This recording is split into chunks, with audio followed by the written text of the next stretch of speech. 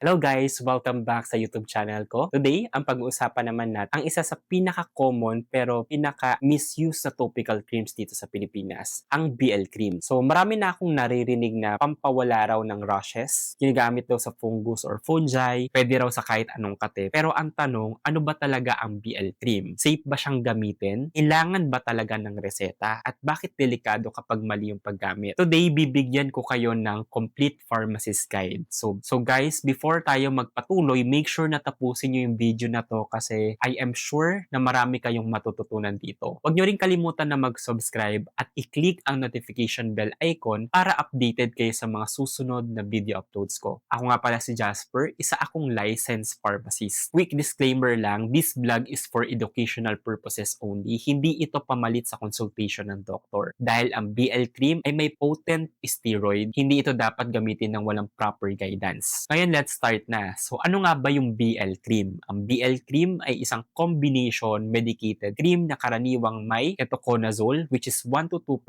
antifungal, and clobetasol propionate na merong 0.05% na concentration, which is ultra-potent corticosteroid naman siya. Ito yung ginagamit para sa inflamed fungal infection, severe fungal rash na may redness at itching o pangangate, fungal dermatitis na may swelling o pamamaga. Hindi ito pang cosmetic, hindi rin siya pampaputi. So, hindi rin siya ginagamit sa kahit anong kate-kate. So, yung dalawang main ingredients ng BL cream, may role sila. So, like yung ketoconazole, pinapatay o pinipigilan niya ang fungi. Ginagamit din yan para sa ringworm, sa Tinea corporis, sa mga yeast infection, at nakakatulong din sa seborrheic dermatitis. Samantalang yung clobetasol propionate naman, ultra-potent steroids yan. So, binabawasan ng pamumula, pamamaga, at pangangate. Mabilis magbigay ng relief, kumbaga. Pero dahil ultra-potent siya, dito nang gagaling ang risk. So, ngayon, kailangan ba ng reseta? Ang sagot ay oo. Dahil may clobetasol, prescription only ito. Kapag mali yung paggamit, pwedeng magdulot ng skin thinning o pagnipis ng balat. Pwedeng kang magkaroon ng stretch marks, pigmentation changes, pwede rin magkaroon ng steroid acne, and steroid dependency. Ito yung mga dahilan kung bakit hindi siya dapat basta-basta binibili ng walang reseta. So, kailan nire-reseta yung BL cream ng mga doktor? Karaniwang nire-reseta siya kapag meron kang severe fungal infection na sobrang inflame o namamaga, hindi gumagaling sa regular antifungal, may matinding itching at redness. So, basically, hindi siya pang maintenance, hindi rin siya pang long-term solution. Usually, short-term lang yung paggamit niya, maximum of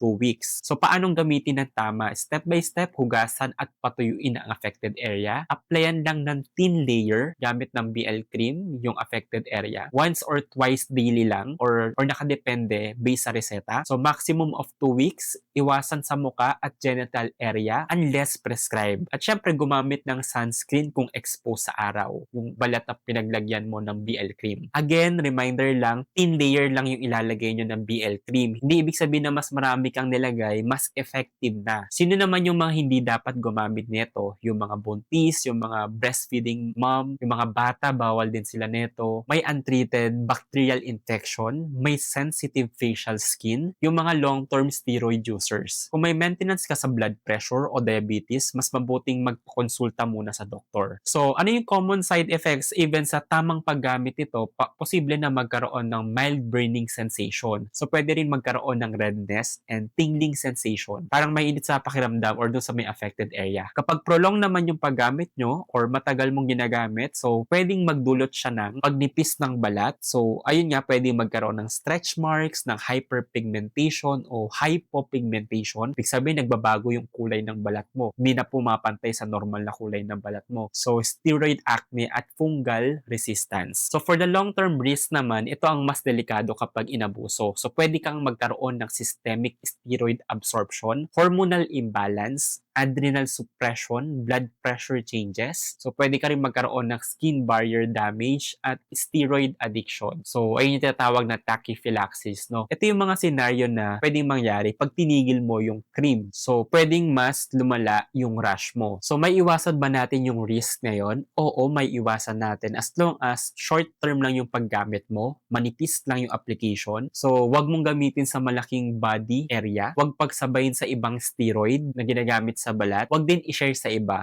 Pinaka-importante, mag-follow up sa dermatologist. So ano ba yung mga sample brands sa Philippine market na merong combination na ketoconazole and clobetasol? So yung Candid B, prescription medication. Lahat naman sila prescription medication. So yung BL cream nga, another example. And may mga generic din naman na available. Ang importante ay registered, mapa-branded man yan or generic, kailangan FDA registered yan. May clear labeling at tamang dosage. So ano yung pinaka-final takeaway natin sa vlog natin ngayon? So yung BL cream is effective pero powerful. Effective siya sa inflamed fungal infections, severe itching, short-term control ng rash. Pero delikado kapag ginamit ng matagal, ginamit sa maling condition, ginamit ng walang guidance. Remember, treatment plus proper duration plus medical supervision is equals to safe results. So kung mild yung fungal infection mo, minsan sapat na yung antifungal only cream without steroid. Hindi lahat ng fungal infection kailangan ng clobetasol. So guys, sana mas naging malinaw ngayon kung ano ba talaga ang BL cream at bakit kailangan itong gamitin ng tama at ng may reseta. So sabi nga nila, knowledge is power. Hindi lahat ng mabibili sa pharmacy ay safe gamitin without proper guidance. So ayun lang guys, kung nagustuhan mo itong video na to, don't forget to like, share, and subscribe. At kung gusto mong masundan pa ang mga ganitong topic about health, medications, nutrition, at wellness, comment mo lang sa baba kung ano yung next topic ang gusto mong i-feature natin. So guys, stay healthy, stay informed. Muli, ako si Jasper, isa akong licensed pharmacist, and thank you for watching. See you sa next vlog. Bye-bye!